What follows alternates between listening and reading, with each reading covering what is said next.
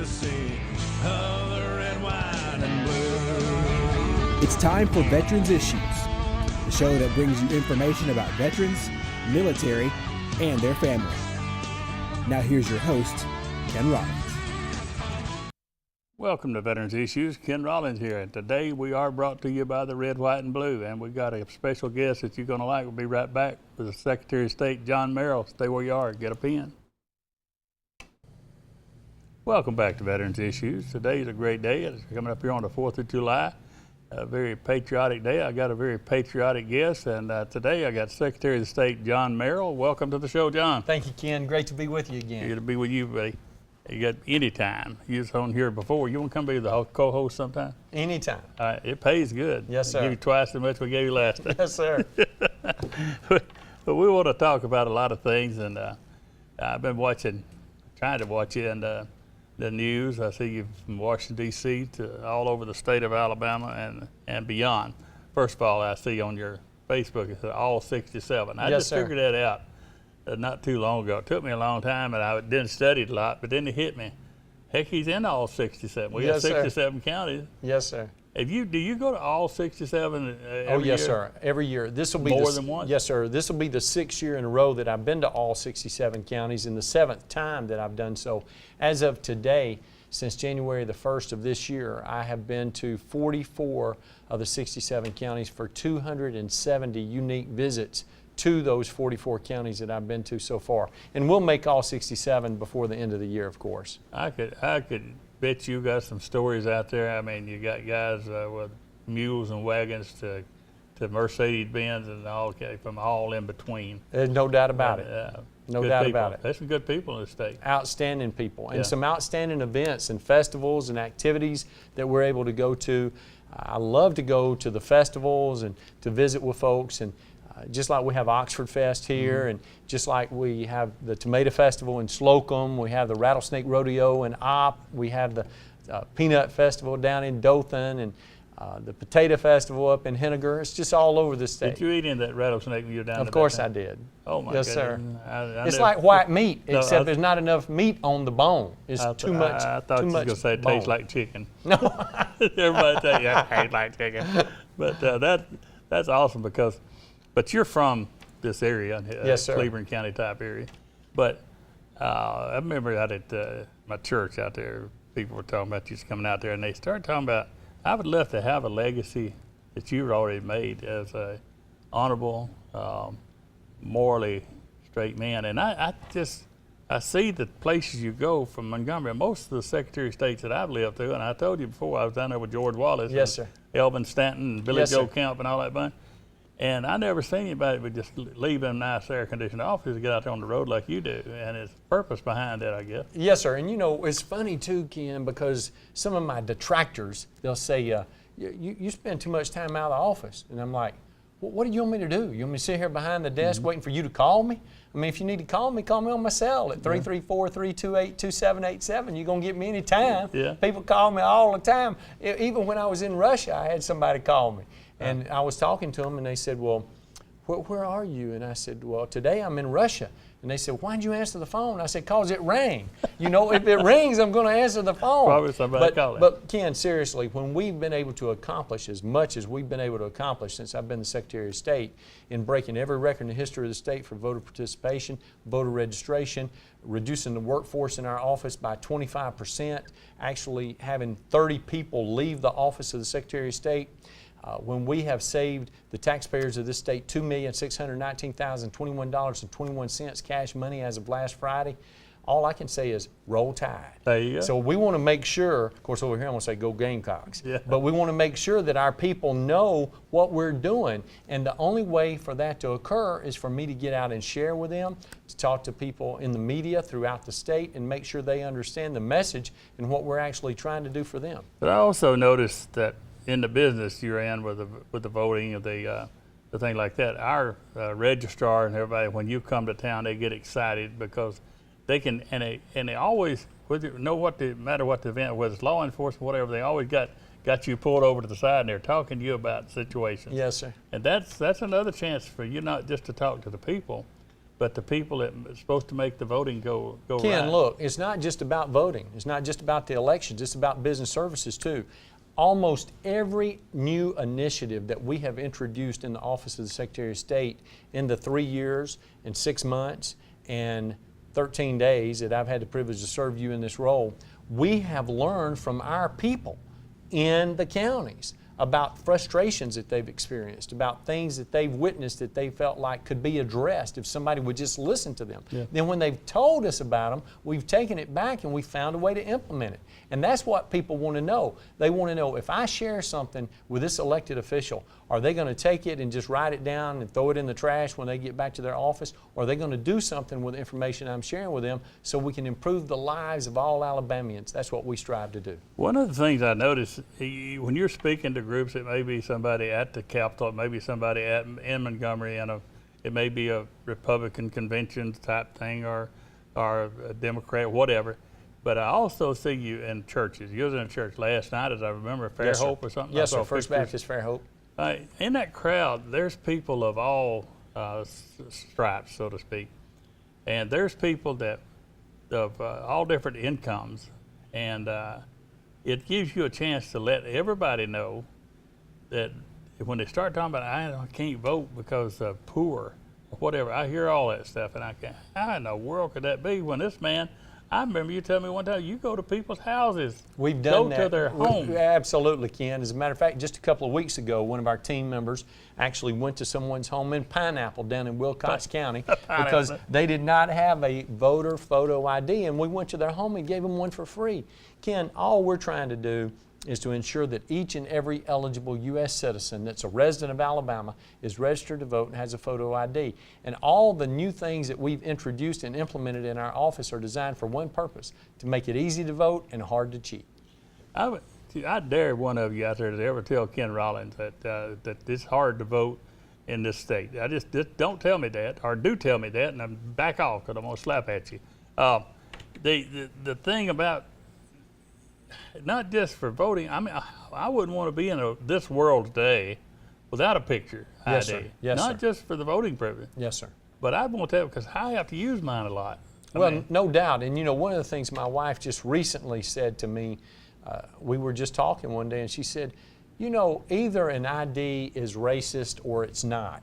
And if it's not racist to get in a movie, if it's not racist to purchase alcohol, if it's not racist to purchase tobacco products, if it's not racist when you're closing a loan, why is it racist when you're going to vote? Yeah. What It's about not. what if you're walking out of Walmart and the big crime was committed right there as you were coming out, and the police are walking up here saying, "Who are you? Who are you?" And let's see, you know, and they get an ID and you don't have any ID.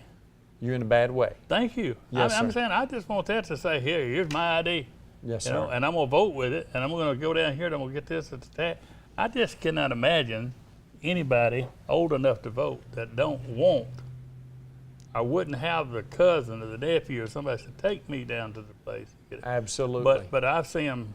Y'all have had voting places at the most unlikely places. I could say wherever there's an event, there's Yes, sir. somebody there trying to offering somebody ID voting. Well, we were at the Peach Festival last There you Friday was, in I know, Clanton. and didn't bring me one piece. That is, Well, I got one in the car, and I'm taking it to my mother when I Uh-oh, leave here over in okay. Heflin, Well, so I'll she's let going that to get slide. that one.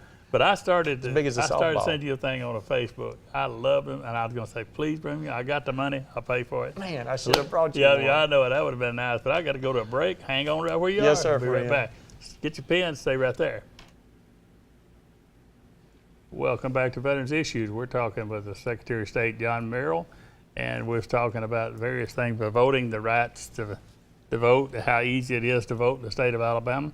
And that brings me to the little article I saw, and Yes, sir. I threw it in front of you.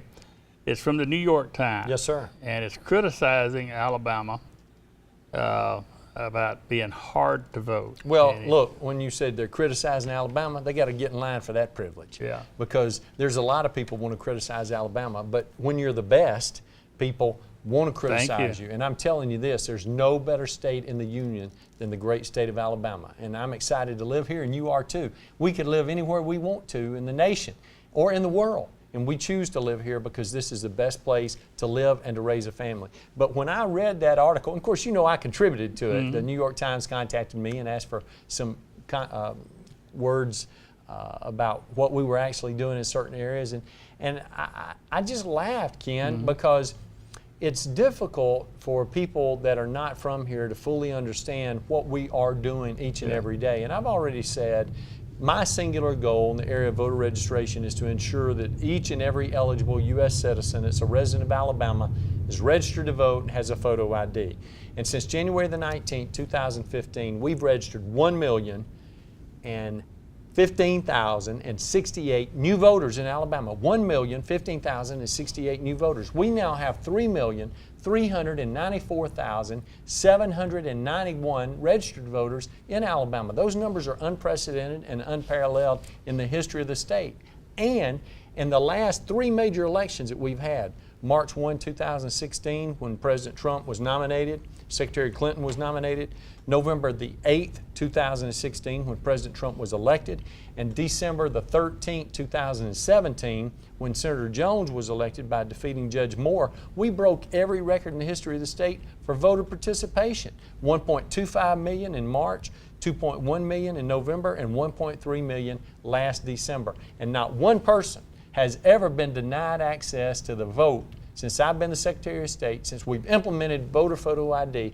Not one person's ever been turned away because they didn't have a proper credential at the poll. You know how that comes to pass?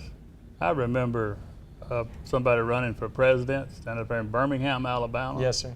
With the mayor of Birmingham and many, many others talking about voter suppression in the state of Alabama. Right. And she went into a lot of detail. That's when she went into her southern voice. Right. Talking. You remember that time? I do. But I want to tell you this. After that rally that day, I met with Secretary Clinton, and I gave her a lot of information. And she said, "Do you mind if I get your business card?" And I said, "No, ma'am." And I gave her my business card, and I gave her my cell phone number. And I said, "Madam Secretary, this is what I want to tell you. If you ever hear about anything that's going on in our state in the area of elections, voter registration, that troubles you, don't make a comment about it until you have somebody on your team call me to find out what's going on." I said, "I don't expect you to call me personally, but please don't make a public statement unless you know all the facts. And I'll be happy to be available to you or any of your team members anytime." Now, I will say this for her, because I had the same conversation with Senator Sanders, had the same conversation with Congressman John Lewis, with Reverend Jesse Jackson, and have not had a single one of those people say that we weren't doing everything we could possibly do in those areas now. They've not introduced anything publicly to say that we were not meeting a standard of excellence. Because if they do, then I'm going to call them out and tell them the day I met with them. Did you talk to them prior to their having a chance to say it? Or? Oh, yes, sir. Because right, since I met with Secretary Clinton, she had not said a single word about Alabama since that day. That was in February of 2016 that you're talking about, and that's the day that I met with her, and that was at Miles College. Because I know that I hear little bits and pieces of it, and they'll throw that in there as doing the voter suppression. Oh, yes, sir. Like they do in Alabama. And Yes, I know sir. that Maxine Waters is coming to Birmingham with that same thing about immigration and Yes, sir. voter suppression. Yes, sir. By the way, what is your thoughts on the immigration? I didn't throw one at you. Oh, well, look, let me say this. I want anybody that wants to come to Alabama or to the United States of America, if they want to come, I want them to come. But I want them to come the right way. And there is a right way that's prescribed by the law.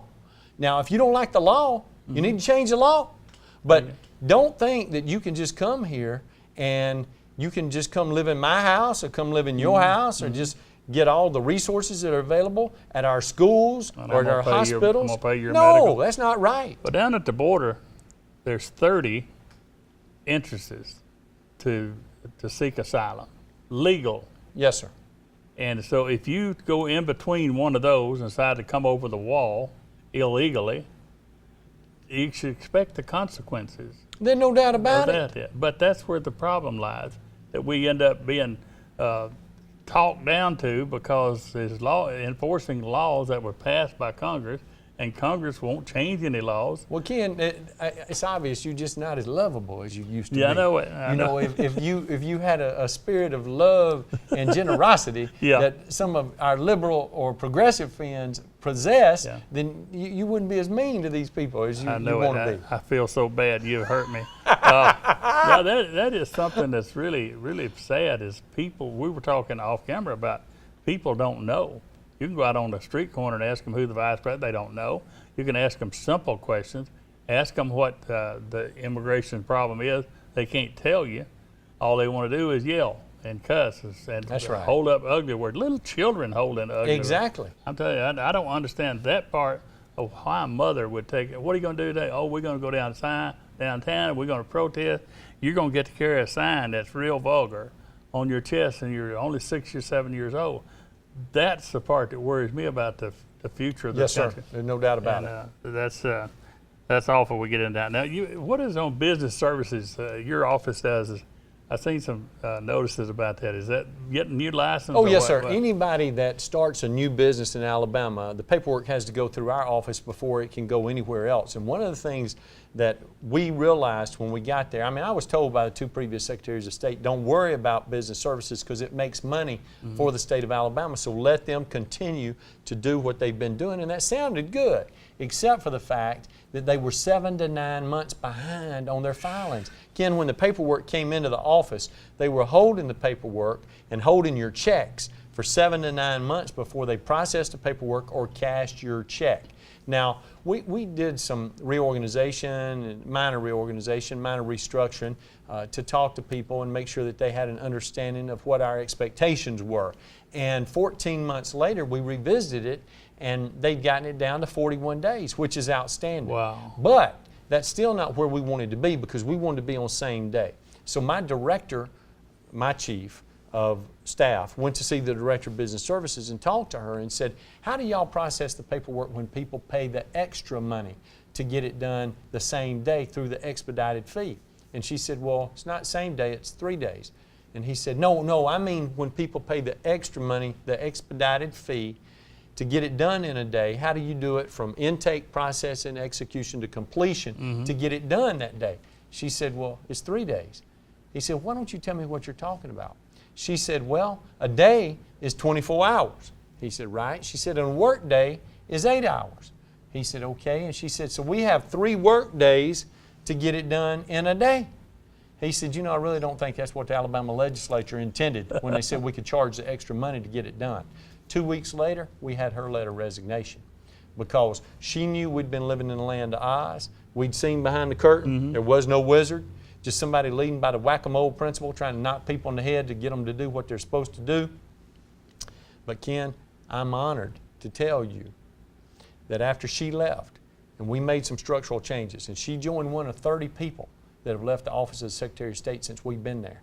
And we've gone from 49 employees to 36 employees. And even though we're down 13 actual people, 25% of our staff, for 104 consecutive weeks, on this Friday, we'll be at same day on business filings. The day the paperwork comes in is the day it gets done. That's when they put people to work. That's when they start paying taxes. And you sit there and you put them off. You put people on the sideline. The taxes stay over here. It doesn't make sense. No, sir. Anybody would not. And that's what Donald Trump is doing. Absolutely. And see, what we've done in our office, we're not operating at the speed of government anymore. We're operating at the speed of business. And that's what people want. They want to know that you're accountable, that you're transparent, that you're providing customer-friendly services just like they do at all of our stores here in Calhoun County and Cleveland County and Clay County and Talladega County and St. Clair County and Etowah County. Because if you're not providing those services in the free market, somebody will go somewhere else. Well, in government, you can't do that, so we're doing it for them. I want you to know that I appreciate you as my Secretary of State. Thank you, brother. I am honored to know you. I'll call you friend. Yes, Can't sir. say otherwise. I got you on TV here. It'd be ugly if you said I wasn't. I do appreciate you driving up here. Got to go to a break. Come back. I got news that you can use. Stay where you are. Get that pen. Welcome back. I do appreciate the Secretary of State coming on here and doing the show today. That's not a short drive to get here, and got a lot of good information out there. I did. I hope you did too. And if you got any questions about what, he gave you his number, but you got my number. It's on the screen here all during the show. So take that number, give me a call. If you got any questions about what we talked about today, I'll give him a call and he'll answer it for you. I want to remind you that the Firefighters Memorial, the Alabama Firefighters Memorial for all those that were killed in the line of duty, is finished, and we're going to be dedicating that real soon. We got a meeting next week, and we'll determine when we're going to do it. But that fills up another slot up there that we got. We got 2 more bills that cover 2 more memorials. One is Iraq, and one is Afghanistan, and we'll have the park completed with all the memorials, the firefighters, law enforcement, and all the others.